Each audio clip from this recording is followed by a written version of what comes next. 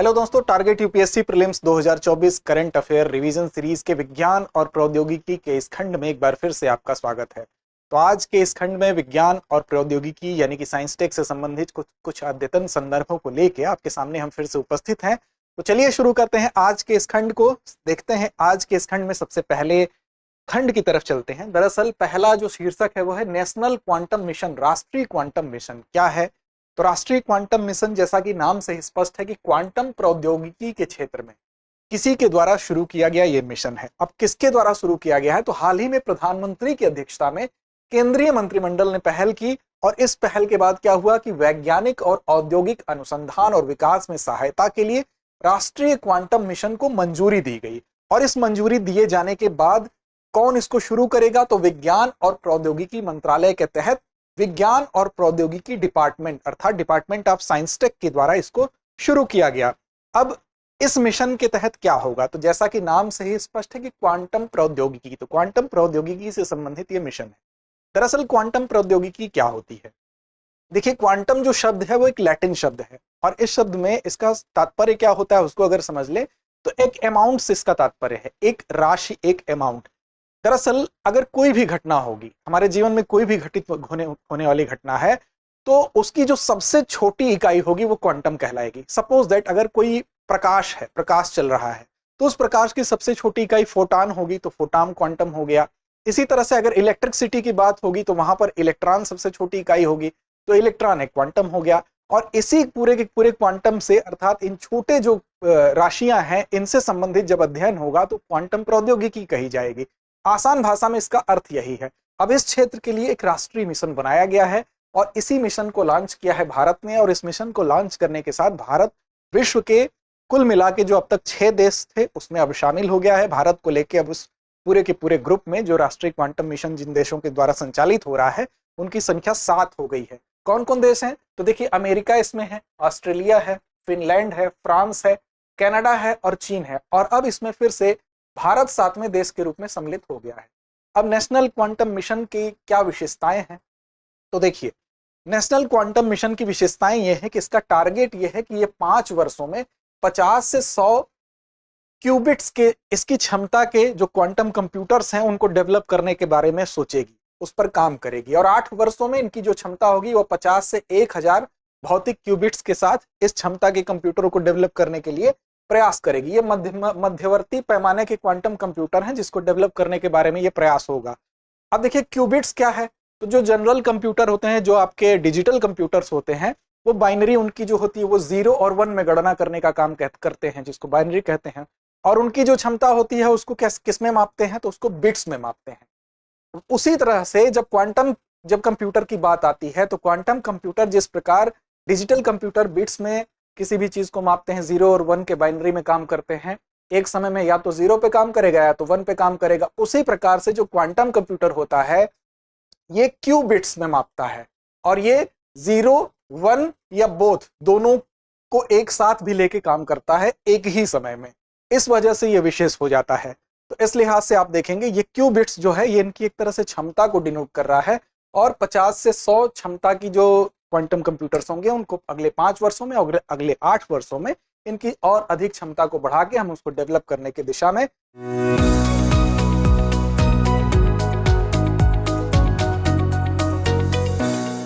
सोचेंगे, प्रयास करेंगे इस मिशन के माध्यम से।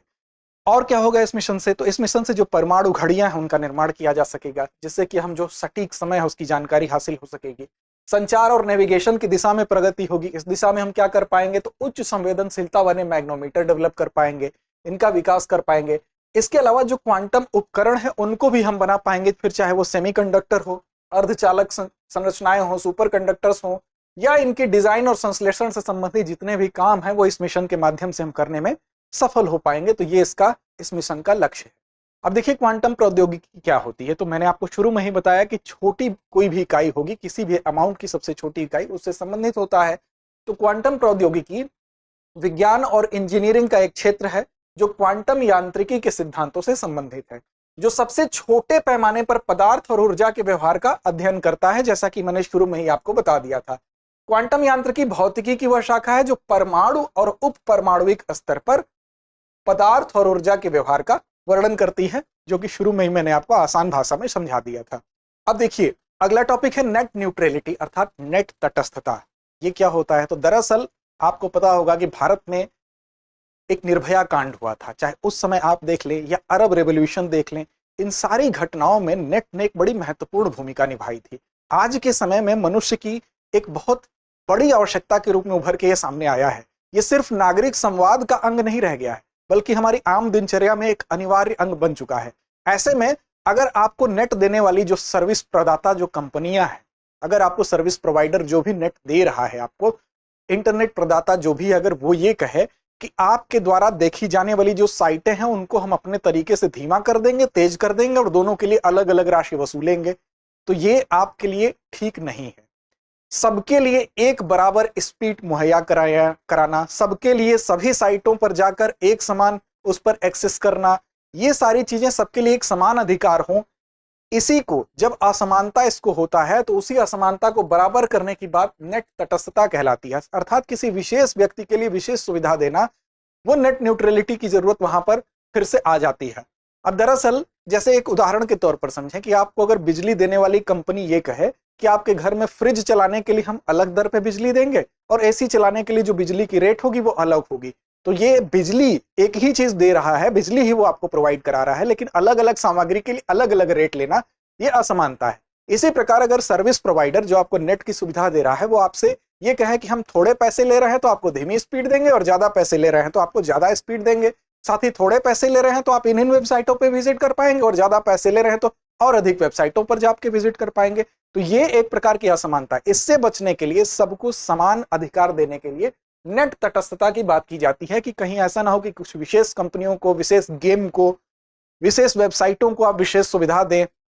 तो इस चीज से बचने के लिए नेट न्यूट्रलिटी या नेट तटस्थता की बात की जाती है। दरअसल हाल ही में क्या हुआ है, ये चर्चा में क्यों आया है, तो cellular operator association of India, ये एक संस्था है जो भारत में नेट प्रोवाइड कराने वाले जो टेलीकॉम ऑपरेटर हैं, जिसमें भारती एयरटेल है, वोडाफोन आइडिया है और रिलायंस जियो है, ये तीनों मिलकर इस एसोसिएशन को बनाते हैं। और इनके द्वारा ये मांग की गई है कि जो विशेष रूप से ये लोग ये कह रहे हैं कि यूट्यूब और व्हाट्सएप ऐसे कुछ प्लेटफॉर्म हैं जो हमारे द्वारा सुविधा जो मुहैया कराई जा रही है नेट की, उस सुविधा का लाभ उठाते हैं और राजस्व जनरेट करते हैं काफी बड़ी मात्रा में। ऐसे में नेट की पूरी जो संरचनात्मक सुविधा है वो हम दे रहे हैं और हमारे ही सुविधा का लाभ उठाते हुए व्हाट्सएप और इस तरह यूट्यूब के लोग जो ज्यादा राजस्व जनरेट कर रहे हैं, तो उसमें अब हमें भी अपना हिस्सा चाहिए। अब यहां से इस विवाद से फिर से नेट तटस्थता को लेकर बहस फिर से शुरू हो गई है। तो ऐसे में आप नेट न्यूट्रलिटी को समझ लें कि नेट न्यूट्रलिटी क्या होती है। बेसिकली ये तटस्थता का एक सिद्धांत है, सबके लिए तटस्थ रहने की बात करता है और कहता है कि इंटरनेट का जो ट्रैफिक है उस ट्रैफिक के साथ सबके लिए समान व्यवहार होना चाहिए, सबके लिए एक बराबर ट्रैफिक होना चाहिए, किसी के लिए उसका विशेष प्रोविजन नहीं होना चाहिए। बिना किसी भेदभाव के किसी वेबसाइट, किसी सेवा, किसी एप्लीकेशन, कोई भी वेबसाइट हो, वहां पर नेट न्यूट्रलिटी ये सुनिश्चित करती है कि वहां पर सबके लिए एक समान ट्रैफिक उपलब्ध कराया जाएगा। हर किसी को इंटरनेट पर जानकारी और सेवाओं तक एक बराबर पहुंच सबकी होनी चाहिए। ये उनके वित्तीय संसाधनों को बाधक नहीं बनाता है, अर्थात आपके वित्तीय संसाधन भले ही कम हो फिर भी आपको वो सारी सुविधा मिलेगी, इसका वित्तीय संसाधनों से कोई लेना देना नहीं होगा। उनके द्वारा उपयोग की जाने वाली जो वेबसाइटों का आकार है या शक्ति है वो कुछ भी हो सकती है, लेकिन सबके लिए ये सुविधाएं बराबर होंगी। नेट तटस्थता को कौन रेगुलेट करता है, कौन विनियमित करता है और क्या हर जगह इसको विनियमित किया जाता है? तो देखिए, इसके रेगुलेशन के लिए, इसके विनियमितकरण करने के लिए भारत में अभी नेट तटस्थता को विनियमित करने के लिए किसी भी प्रकार के कानून को नहीं बनाया गया है। कोई भी ऐसी नीतिगत ढांचे का विकास नहीं किया गया है। हालांकि सीधे तौर पर इसके लिए कानून भी नहीं बन सका है, नीतिगत ढांचा भी विकसित नहीं हो सका है, लेकिन पिछले वर्ष के दौरान इस नीति के निर्माण के संबंध में कुछ डेवलपमेंट जरूर देखने को मिला है। और नेट तटस्थता के बिना, जैसा कि आप देख सकते हैं कि जो इंटरनेट सर्विस प्रोवाइडर है उनके पास अगर ये नेट तटस्थता के लिए कानून नहीं होगा तो इनकी शक्ति क्या होगी, बढ़ जाएगी। ये अपने हिसाब से मनमाना व्यवहार करेंगे और अलग अलग मानदंड अपनाएंगे। अतिरिक्त लाभ प्राप्त करने के लिए ये इंटरनेट ट्रैफिक जो है उसके आकार को प्रभावित करेंगे, अर्थात जो किसी से ज्यादा पैसा लेके उसको ज्यादा सुविधा मुहैया कराएंगे, कम पैसा लेके कम सुविधा मुहैया कराएंगे। तो ऐसे दिशा में इस तटस्थता की नीति के अनुपालन के लिए विचार किया जा रहा है भारत में भी कानून और इसके लिए नीतिगत ढांचे के बारे में। आपको बता दें कि चिली में 2010 में इसके लिए सबसे पहले कानून बनाया गया था। चिली वो देश है जहां पर सबसे पहले नेट न्यूट्रलिटी के लिए कानून बनाया गया था। इसके बाद नीदरलैंड में भी बनाया गया था। अन्य देशों में भी इसके लिए कुछ पहल की गई है, तो भारत भी इस दिशा में भी सोच रहा है, डेवलपमेंट हुआ है। अगला है आवर स्पेस गवर्नेंस, बाह्य अंतरिक्ष शासन। आउटर स्पेस गवर्नेंस, बाह्य अंतरिक्ष शासन क्या है ये? तो जैसा कि नाम से ही स्पष्ट है कि अंतरिक्ष कानून में पृथ्वी के वायुमंडल से परे, पृथ्वी से बाहर जाएंगे अंतरिक्ष में, उस दिशा में संचालित जो भी गतिविधियां हैं उनको कैसे कंट्रोल किया जाए, उसके लिए एक कानूनी ढांचा इसके अंतर्गत शामिल है। अर्थात अंतरिक्ष में कोई भी गतिविधि है, उस गतिविधि को कंट्रोल्ड वे में करने के लिए, ताकि उस गतिविधि से न तो अंतरिक्ष में किसी भी खगोलीय घटना को जन्म दिया जाए या कोई ऐसी अनहोनी हो जाए, इसको रोकने के लिए, या पृथ्वी पर भी उसका किसी प्रकार का कुप्रभाव न पड़े, उसके लिए भी, अंतरिक्ष में किसी प्रकार की होड़ न शुरू हो जाए, उसके लिए भी एक कानूनी ढांचा बनाया गया है। और इसमें व्यक्तिगत राष्ट्रों के द्वारा निर्धारित नियमों के साथ साथ संयुक्त राष्ट्र जैसे संगठनों द्वारा भी स्थापित नियमों को स्थान दिया गया है। अब इसमें अंतर्राष्ट्रीय समझौते हैं, संधियां हैं, सम्मेलन है और प्रस्ताव हैं, इन सबका एक संग्रह बनाया गया है और संग्रह बना के इसको बाह्य अंतरिक्ष शासन अर्थात आउटर स्पेस गवर्नेंस का नाम दिया गया। इसमें कुछ संधियों पर आप नजर डाल सकते हैं, जैसे संयुक्त राष्ट्र संधियों की अगर बात करें तो बाह्य अंतरिक्ष संधि 1967 में हुई थी। इसमें क्या था? तो चंद्रमा और अन्य खगोलीय पिंडों सहित बाह्य अंतरिक्ष की खोज और उपयोग में देशों की गतिविधियों को नियंत्रित करने वाले सिद्धांतों पर संधि हुई। अर्थात इसमें यह कहा गया कि चंद्रमा हो या अन्य खगोलीय पिंड हो, यहां पर अगर किसी भी प्रकार के अंतरिक्ष की खोज करेंगे आप, तो उसमें देशों की मनमानी को रोकने के लिए, वहां पर ऐसा नहीं है कि चंद्रमा पर अगर मान लीजिए आप एक दो बार आपकी पहुंच हो गई या आप इतने कैपेबल हो गए कि वहां पर फ्रिक्वेंटली आप आ जा सके, कल को हो सकता है कि आप चंद्रमा पर प्लॉटिंग करने लगे या वहां कुछ ऐसी गतिविधियां संचालित करने लगे जिससे कि किसी भी एक देश का वहां पर अतिरेक ना हो, वहां पर बहुत ज्यादा अतिक्रमण ना हो। इस चीज को कंट्रोल करने के लिए, उनकी गतिविधियों को एक सामान्य वे में रिसर्च डेवलपमेंट तक ही रोकने के लिए हम कह सकते हैं कि इस प्रकार की एक संधि की गई, जो कि 1967 में की गई। ये चंद्रमा और अन्य खगोलीय पिंडों पर अंतरिक्ष की खोज और उपयोग में जितनी भी गतिविधियां हैं उसको कंट्रोल्ड वे में रखने के लिए की गई। ऐसा ना हो कि आप इस खोज के एवज में कुछ और भी घटनाओं को वहां पर अंजाम देने लगे। साथ ही बचाव समझौता 1968, ये क्या है? तो अंतरिक्ष यात्रियों के बचाव के लिए यह समझौता है। जैसा कि नाम से ही स्पष्ट है, अंतरिक्ष यात्रियों की वापसी और बाह्य अंतरिक्ष में प्रक्षेपित वस्तुओं की वापसी पर समझौता है। इसका मतलब यह है कि अगर अंतरिक्ष में कोई व्यक्ति गया तो वो सकुशल वापस आ जाए। इसके लिए सिर्फ एक देश नहीं बल्कि सभी देश मिलके उसके लिए प्रयास करेंगे। या अंतरिक्ष में कोई ऐसा मिशन भेजा गया, कोई ऐसी वस्तु प्रक्षेपित की गई जिससे कि हो सकता है वो वस्तु कहीं भी चली जाए, किसी भी देश से टकरा सकती है, उसको नुकसान हो सकता है किसी देश के सैटेलाइट से या कुछ भी हो सकता है। तो ऐसी दशा में इन सारी अनहोनियों को कंट्रोल करने के लिए एक समझौता, बचाव समझौता किया गया 1968 में। बेसिकली इसका उद्देश्य ही है कि इससे किसी को हानि ना हो, बचाव किया जा सके।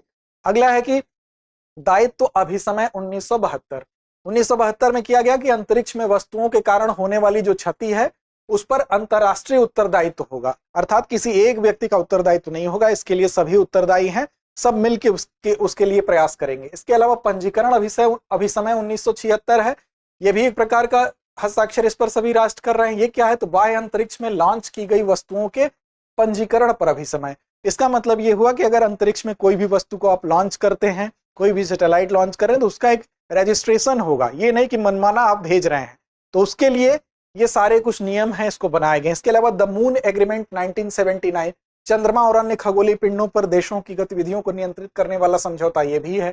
तो ये तमाम ऐसे समझौते हैं, इन्हीं के को मिलाकर यह बात कही गई है। भारत इन सभी 5 संधियों का हस्ताक्षर करता है। जितने भी संधियों की बात की गई, भारत ने इन 5 पर हस्ताक्षर किया है। लेकिन भारत ने जो मून एग्रीमेंट है उसकी पुष्टि नहीं की है, अनुसमर्थन तो किया है लेकिन उसकी पुष्टि नहीं की है। अगला है फ्लेमिंगो प्रोजेक्ट, फ्लेमिंगो परियोजना। अब देखिए ब्रह्मांड कैसे विकसित हुआ, सबके मन में एक उत्सुकता होती है। तो ब्रह्मांड के विकास को जानने के लिए, इसकी जांच के लिए खगोलविदों ने अब तक का सबसे बड़ा जो कंप्यूटर सिमुलेशन किया है वो ये है फ्लेमिंगो परियोजना। कंप्यूटर सिमुलेशन अर्थात कंप्यूटर में जो अनुकरण जिस चीज को फॉलो किया है वो है फ्लेमिंगो परियोजना। फ्लेमिंगो ब्रह्मांड संबंधी सुपर कंप्यूटर सिमुलेशन के लिए वर्गो कंसोर्टियम ही वो कंपनी है जिसके माध्यम से ये प्रयास हो रहा है। तो उसी की एक परियोजना है, उसी का एक प्रोजेक्ट है। और इसका उद्देश्य क्या है? तो मौजूदा ब्रह्मांड संबंधी जितने भी अनुकरण हैं उनकी कमियों को दूर करना बेसिकली इसका लक्ष्य है। तो फ्लेमिंगो परियोजना किससे संबंधित है? ब्रह्मांड के, आप देखें ब्रह्मांड कैसे विकसित हुआ, इसके लिए, इसकी जांच के लिए खगोलविदों के द्वारा कंप्यूटर सिमुलेशन है, इस बात को हमको ध्यान रखना। अगला है एंटी माइक्रोबियल रेजिस्टेंस, रोगाणुरोधी प्रतिरोध। देखिए हाल ही में क्या हुआ है कि रोगाणुरोधी प्रतिरोध अर्थात एंटी माइक्रोबियल रेजिस्टेंस एएमआर के बारे में जो चिंताएं हैं उसके बारे में, उन चिंताओं को लेकर एक सर्वेक्षण किया गया। वो सर्वेक्षण किसने किया? एनसीडीसी ने किया। एनसीडीसी क्या है? तो national centre for disease control. इसके द्वारा एक सर्वेक्षण किया गया और सर्वेक्षण में यह बात स्पष्ट हुई राष्ट्रीय रोग नियंत्रण केंद्र के द्वारा।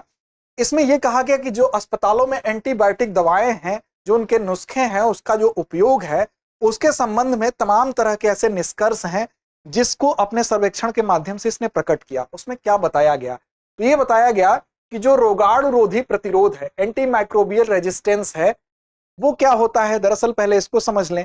एंटी माइक्रोबियल रेजिस्टेंस ये होता है कि जब भी हम कोई भी दवा खाते हैं तो हमारे अंदर जो सूक्ष्म जीव होते हैं, सूक्ष्म जीव के अंतर्गत बैक्टीरिया भी हो सकता है, वायरस, कवक, परजीवी ये हो सकते हैं। ये जब भी हम एंटी माइक्रोबियल दवाएं जब खाते हैं तो हम दवा अमूमन हमको अगर 7 दिन की दवा लिखी गई तो हम क्या करते हैं? अगर वायरल हुआ तो 7 दिन की दवा डॉक्टर ने लिखी तो हमने 4 दिन खाया और 3 दिन की दवा हमने रहने दी। अब क्या होगा कि जितने भी इस प्रकार के सूक्ष्म जीव होंगे, चाहे वो बैक्टीरिया है, वायरस है, कवक है, परजीवी है, वो हमारे शरीर में मौजूद रहेंगे, पूरी तरह से समाप्त नहीं होंगे। और उसके बाद कुछ समय बाद वो फिर से प्रभाव दिखाएंगे, जो थोड़े शेष रह गए हैं वो बाद में फिर से प्रभाव दिखाएंगे। और दोबारा इस ड्यूरेशन में जब हम फिर से दवा खाएंगे, इस ड्यूरेशन में वो अपने अंदर हमारे खिलाफ एक प्रकार का प्रतिरोध हासिल कर लेंगे, एक प्रकार का ऐसा प्रतिरोध हासिल कर लेंगे कि अब उनको दबाने के लिए एक्स्ट्रा डोज की आवश्यकता पड़ेगी।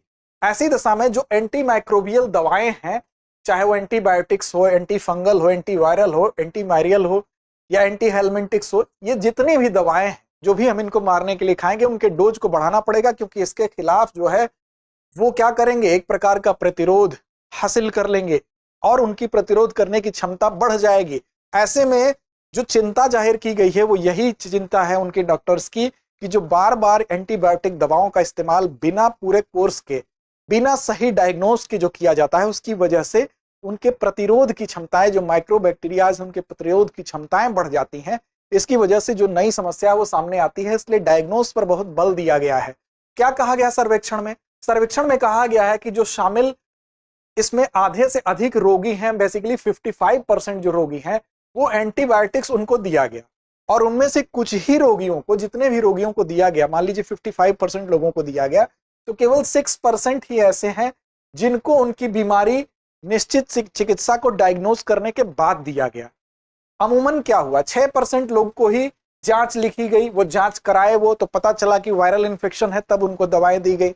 लेकिन बेसिकली इसमें ज्यादातर क्या हुआ कि हम विशिष्ट बैक्टीरिया के निदान अर्थात डायग्नोस की पुष्टि के बाद केवल और केवल 6% लोगों को यह चीज कर पाए।